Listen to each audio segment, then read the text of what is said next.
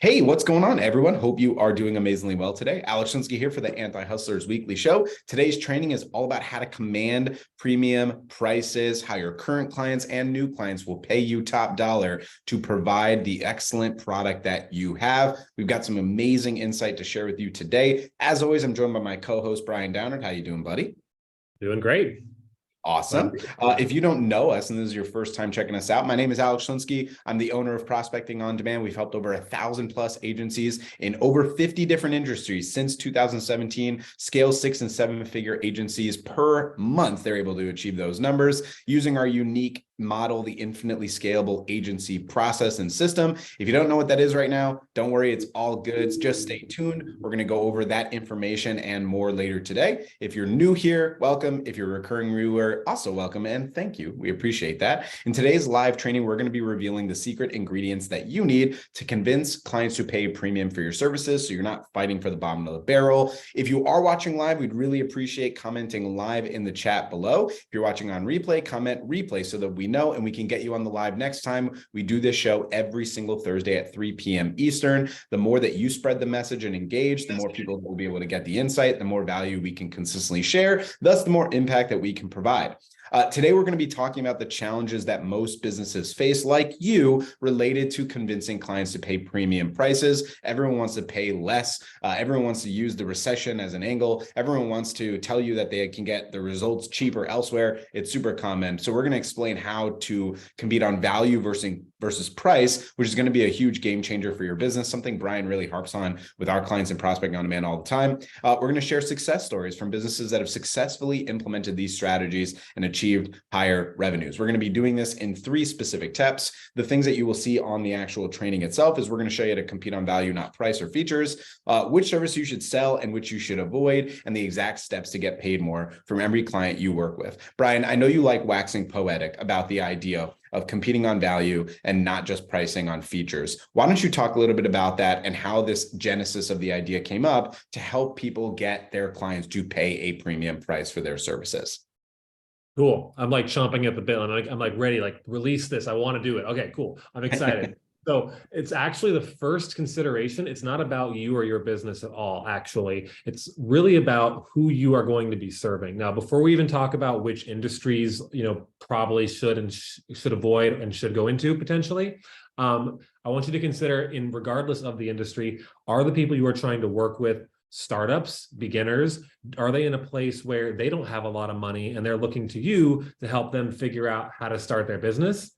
That's a very dangerous place to be in, because a lot of times if they haven't figured out their product, their service, their market, who they are selling to, they're going to put all of that on you, and they may have a terrible product market fit or really have no idea what they're doing, and there's not going to be any money in the bank to be able to pay you anyways, and they're looking for a deal or trying to cut a deal. They'll give you a percentage of sales when they haven't made a single dollar.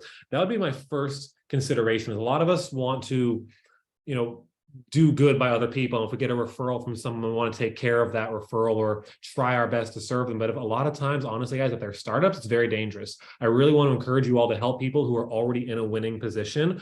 Ideally, they figured out, not ideally, they need to have figured out their customers, sold their product before, have a customer base, and they're just looking to grow, not trying to get it off the ground, because this is where you will not be able to compete on value, and they're just looking to get the cheapest thing because they really don't know what they're doing, and they're going to put that on you. Not fair. So I'd say regardless of who you serve, that would be the number one thing to look at, regardless of industry. Second thing would be industry you serve, right? So if we're talking about how you can command a premium price, do the clients you want to serve command a premium price? So I'll use a couple of random examples. There's nail salons out there that'll do your nails. I don't actually know the price. Don't kill me. $50 to $100. Right? I don't actually know the price. Haircuts. Okay, that's great. I just got my haircut. Perfect. $30. And if you want to charge $2,000 a month, how many customers paying $30 in a month? Like, I only get my haircut once a month, maybe. How many of those are you gonna have to get them just to break even at the $2,000, let alone make a lot above and beyond that? So that's a really hard company to command a premium price for, because the value, their end value to them isn't quite there. And if you contrast that with, say, a roofing company, got a quote for our roof recently, it was $30,000. You want to charge $2,000 a month? Great. One roof just paid for your entire marketing service for the year. So I really wanted you guys to consider like working with people in the space who actually are established, have money to invest to grow their business, and also industries that have a high end customer value, because that's where you can charge more, because the end dollar amount and value for exchanging dollars for dollars, that's there. That's where you can charge the premium. And Alex, you love the ATM metaphor, so I'll let you share that one as well. Yeah, I love the ATM metaphor. The ATM metaphor is a pretty simple framework related to ROI that we talk about in sales a lot, and also very relevant to pricing, which is, hey, if I was to give you an ATM where you put $1 in and you got $10 out every single time you put $1 in, how much money would you put in? And the answer inherently would, of course, always be unlimited. And then if you said, well, if I gave you an ATM, though, that you put $1 in and you got $2 out, how much would you put in? And again, the answer is unlimited. It's just there's a misconception and perception related to like, I want always more money and I could get more money at a cheaper cost. Because at the end of the day, like every product in the marketing space results in the end result being more money, right? More patients is more money, more jobs is more money, more opportunities is more money, more haircuts is more money. It's always more money, right? And so the other note that I wanted to share related to the value in pricing is when we say not focusing on features. Obviously, if you've watched any of our sales training, particularly on the SaaS side and anything related to PPC or advertising, us telling you about like limiting the options, simplifying the process, focusing on the result instead of the features is also very relevant when it comes down to pricing. Most businesses, most agencies, most SMMAs, most SaaS businesses, they focus so much on the features because they're nerded out about all the split tests and different like video strategies you're going to try and all the copywriting headlines you're going to implement. But the end user most of the time doesn't care. They really just want more opportunity, more money. And then they start doing a comparing of like apples and oranges, where it's like, well, company X told me they would do this amount of split tests and you told me it would be none. And so how does that process work? The simplest format that I like to consider is understanding when someone's giving you an objection related to price, because they've been made an offer elsewhere that costs less. First of all, you get what you pay for is a great cliche. I like using that. I think that's a really powerful frame to implement. But I also think one of the easiest ways to explain it is one, utilizing their business on your behalf. So for example, if you speak to a dentist and you say, look, well, Dr. Alvarez, I know that you're charging, $1,200 on average for your Invisalign patients, but I also know that there's other doctors in your area that charge $950 for it. So why would someone work with you if that's the case? How would you answer that question? So I understand, Dr. Alvarez.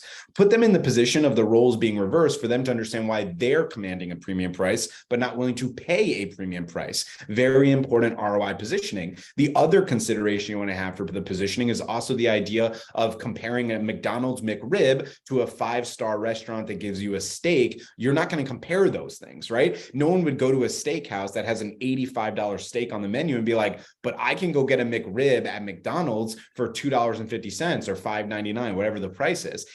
It's not relevant. Those things are completely irrelevant. Now, if you are in this call thinking, well, Alex, that's not a great metaphor, because if I'm offering Facebook advertising to a roofing company at $3,500 a month, and they're talking to another company who's offering the same exact thing that I'm offering at $1,500 a month, let's consider two things. One, is it actually the same exact offer? Yeah, the mechanism might be the same, but do they have the same proof of results? Are they as good as you? Do they have all the systems and organization that you do? Is there follow-up included? Like, what elements of your offer make you worthwhile of commanding a premium price? And then the last bit regarding premium pricing is actually believing in your premium pricing. Brian made a great comment related to ROI positioning, right? And showcasing, like, if you work with a roofing company and get them one job, they paid for your product for a year. That type of framing is key. But the other consideration is the willingness to not change your price, right? Full price is fair price, or fair price is full price, if you've heard that comment before.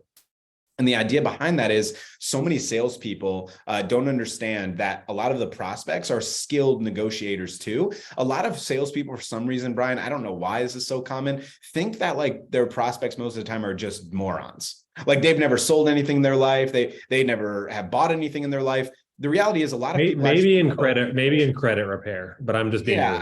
I think the reality is a lot of people know like negotiation is always on the credit repair people. I'm always negotiating. That's who I am. Like I'm a salesperson, so I'm always going to negotiate. I'm going to see if I can make a deal, because what I want to know is there wiggle room on anything that you're saying to me right now? And oftentimes there is some significant wiggle room. And because people know this, prospects know this, they're going to talk to you, Miguel, as an example and say, hey, Miguel, well, this is the thing. This other company offered the same exact thing that you do at $1,500. Is there any wiggle room? And right away, without any objection whatsoever, you're immediately being like, yeah, well, we can go from like 2,500 to 2,000 with no discrepancy, with no hesitation. You just immediately cut money off of the top, making it very clearly obvious that all you're doing is just price gouging to get the highest rate possible. And that's not a good look. And so instead, I really try to empower yourself. And I understand that in my position, as I say this, it might be easier for me to say no than it is for you, which I respect totally. But if you have the capability of saying no, utilize this language, which is something along the lines of like,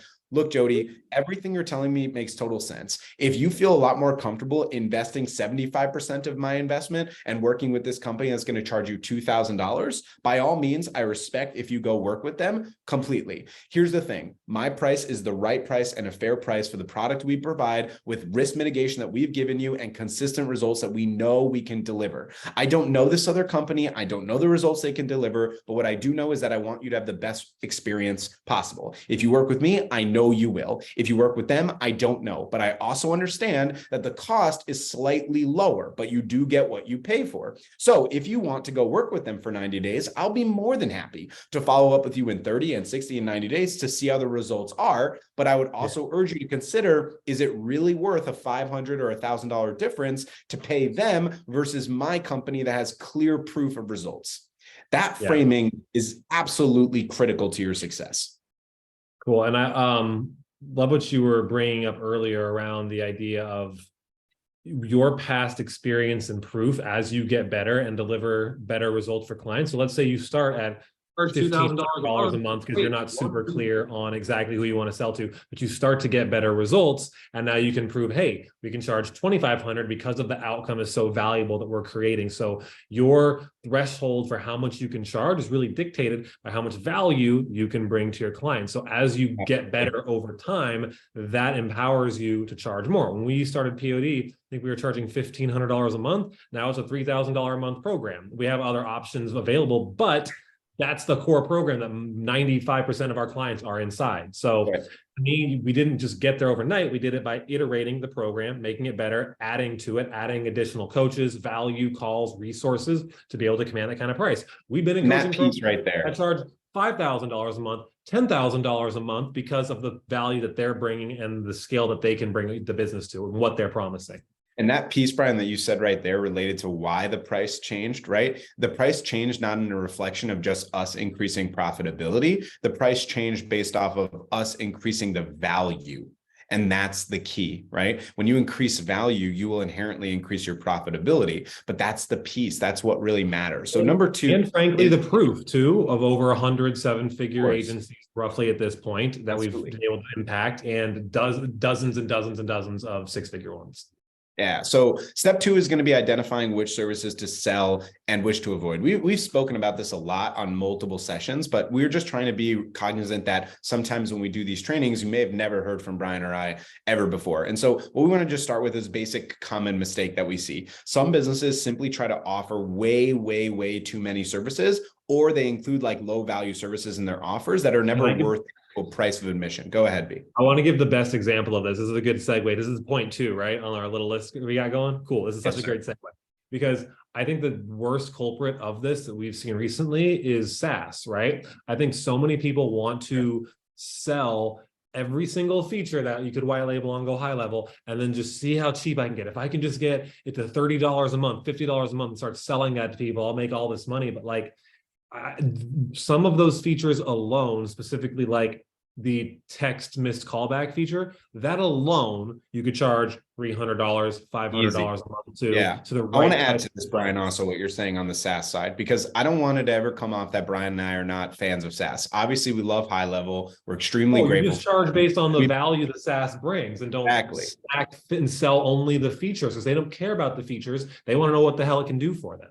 But I also think we need to take it one step further and be blunt about this, because I think a lot of especially newer agency owners or SMMA get very distracted by what's the hot thing right now. And they see someone, like Christine Seal, huge shout out to her. What a freaking boss, right? They see her, Dominic Baptiste or Dar Holdsworth, that have, hundreds and hundreds of clients on a SaaS product that now is basically like fully delegated, and they're able to make like 15, 20, 50, 75, $100,000 a month in profit. And it's so intoxicating. And Brian and I know that it's intoxicating. The obstacle, though, of getting to that level is way harder than you think it is. And that's the problem. Most people think like, Brian, all I got to do, just set up an ad funnel and like I'll get trials easily and the speedy onboarding will work. Like the amount of effort required to get a low ticket product sold, like a $50, $97, $150, $300 or $500 product, is actually very often the same amount of effort that's required to get the $3,000 product sold, which is insane. It doesn't make any sense. A product that costs 10 times less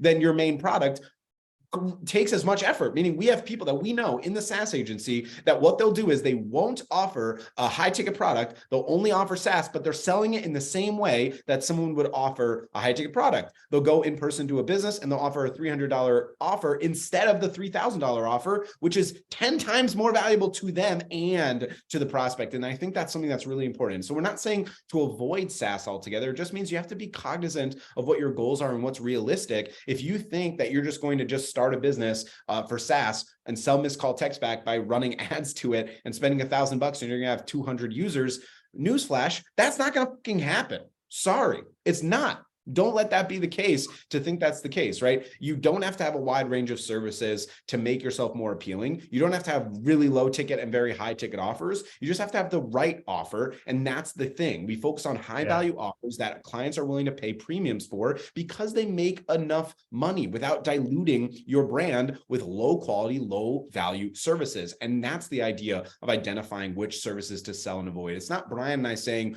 don't sell social media management, sell PPC. It's dependent on your niche, your market, your desire, what you want. In general, I think Brian and I would most of the time be like, yeah, don't sell the lower ticket products, sell the higher ticket products. Why?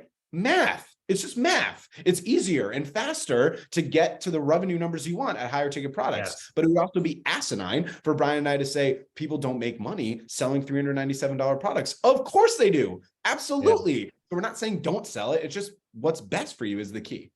Yeah. And I think even if your passion is, let's say, software or something that is going to be in the lower ticket on the lower ticket spectrum, I would still encourage you to start your journey or continue your journey with a high value offer. So like Alex said, you get to the revenue numbers quicker. You need to create time and financial freedom to pursue the thing that is going to take a little bit longer of a runway to get to a realistic number.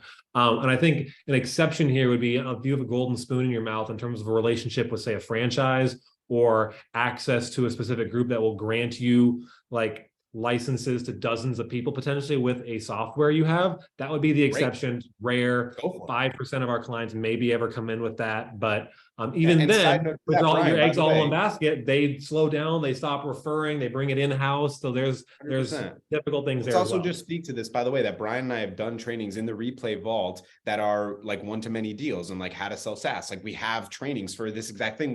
We actually interviewed Sean Clark, the founder of High Level, about how to like master that. So we have trainings all for that. If you want the Replay Vault at any point, just drop replay in the chat. We'll make sure you have it. There's, I think, like 17 or 18 episodes of high quality insight, probably like 30 minutes on average per episode. So you can get real value from it. That's actionable. Step number 3 is getting paid from every client you work with, right? Getting paid more, from every client that you work with. The most common mistake that we see is that most business owners simply don't invest enough time to build strong client relationships and refine negotiation strategies, because they'll focus instead, in lieu of that, to focus on just getting more clients. I actually saw an ad for a competitor of ours. I will not throw them under the bus, but I will say this because I think there's insight to it. And obviously I have bias because I have strong belief, that POD is the best in the world at what we do, but I feel like that's necessary to like generate like the results that we need, right? So I saw an ad, and the ad said, there's only 2 things you need to do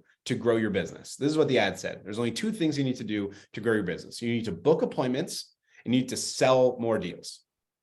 And when I read that, I was like, don't people understand that in order to be successful long-term in your business, if you don't understand the value of client success, delivering upon the things that you sold, how could you possibly be able to ever achieve what you want? And ironically, also related to that ad from our competitor, what you're literally telling someone, right, is you're telling on yourself. What you're literally doing is saying, the only thing I care about you, Mr. Prospect, is that you book a call with us and then buy from us. What happens after that, I don't care. Doesn't make any sense. And so if you want your clients to pay you more, what you need to do is listen to your clients. What you need to do is also be investing into delivering high quality results. Our entire focus at POD is we don't work with more than 50 people at a time because we deliver a white glove product with the intention of constantly improving it. Just this quarter alone, or Q1 alone, we spent more than $25,000 just on client success, not client acquisition, so that we can continually up level our skill set, stay on the cutting edge, and consistently provide high quality results for our clients so that they retain with us longer. If we have an $18,000 program, which is $3,000 a month for 6 months, and we identify that we can get 3 out of every 4 clients, so 75%, to agree to a year after the first 6 months, how dumb would we be to not focus on that? Because that's how you get paid more by every client. We're not necessarily just talking about how to increase the price. We're talking about increasing the number of times that they pay you. If the average client pays you 3 times because you keep getting cancels because you don't give a shit,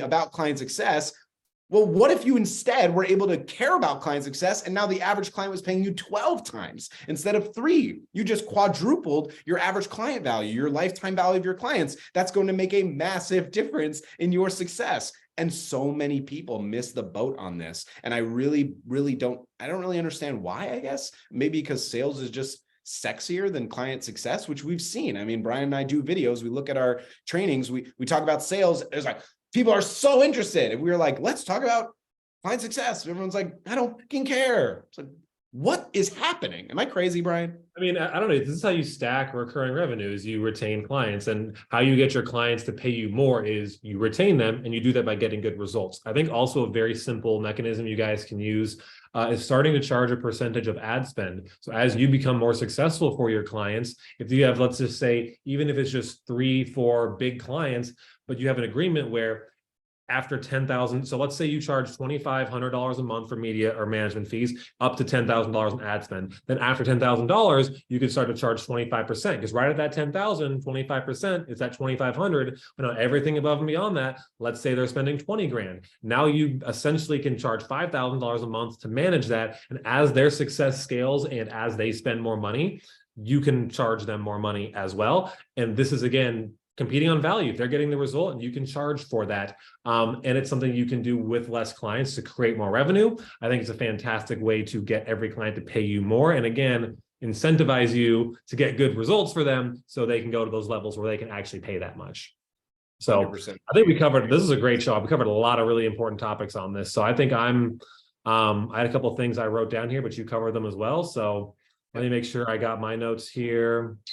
I just want to recap while Brian's doing that, the 3 steps, right? You want to compete on value, not price or features. You want to identify what the services that you should be selling are and what should be avoided for you specifically, not based off what Brian and I are telling you, based off what you want, what your expectation is related to the amount of money you make, the amount of effort you put into sales, et cetera, how much money you have, how much time you have, et cetera. And then lastly, getting paid more from every client you work with by actually facilitating and focusing on a very strong client success process. That's how you get paid more. It sounds ironic, but I mean, it's just the simplest and easiest thing to understand. Anything else, Brian? I would add to this too. This is more of an advanced tip. If you were probably in the neighborhood of 50 to 80, probably 80,000 plus dollars per month with an established client base, another way to get your clients to pay you more is introduce a new product. That is assuming you already have the other one, fulfillment, dialed in, your churn rate is on point, you have a good acquisition system. But now, hey, if I can go to half of my customers I'm doing pay-per-click for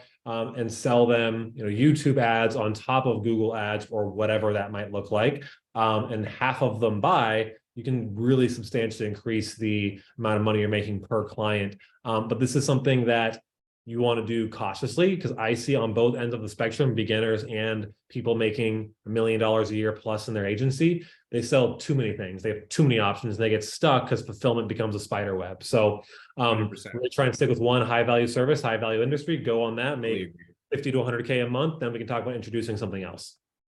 If you're an agency owner, you're a coach, a sales professional, an SMMA or SaaS business, and you resonate with today's lesson and session, thank you so much for checking us out. If you're stuck between like that $5,000 to $20,000-ish per month range, but you're looking for proven strategies, techniques, custom mentorship to actually accelerate your sales goals, to hit the seven-figure agency that you only think is possible in your dreams, and really finally put yourself in a position to predictably scale, delegate a proven sales process, and free up your time without the fear that the business won't grow without you, then this is for you. We're looking for 5 agency owners, coaches, sales professionals, SMMAs, or SaaS businesses that want a complimentary 30-minute audit of your business that we'll do in the infinitely scalable agency format. What we're going to do is just identify what you're doing right now with your frameworks of your offer, what you're doing with your sales process, and what you're doing with your delivery. We're going to give you feedback on each of those things, break down with you a specific game plan on what is the most effective next step for you. And then from there, you can take the decision on what to do and how you're going to execute it, just so we can support you best. Please, if you want that, just let us know in the chat. Just put audit in there and we'll see it on the replay or live. Either way is completely fine. If you're live with us in the Zoom room, if you can do it on the actual Facebook group, that would help us a ton and make a huge difference for us. And we really appreciate it. Again, you can check out all of the replays that we do in the vault every week. We try to keep this to a 30-minute show to make it most impactful for you guys. You can watch all the replays at 1.5 or 2 times speed. If you can deal with me talking at 2 times speed, I don't know. That's your call. If you can, more power to you. If you can't, I'm used to it. Living that life, living that 2 speed life. Yeah. B, love you, man. Appreciate you. Everyone else, have a lovely rest of your day. Thank you so much for your time, and we'll see you on the next one. Hey, everyone.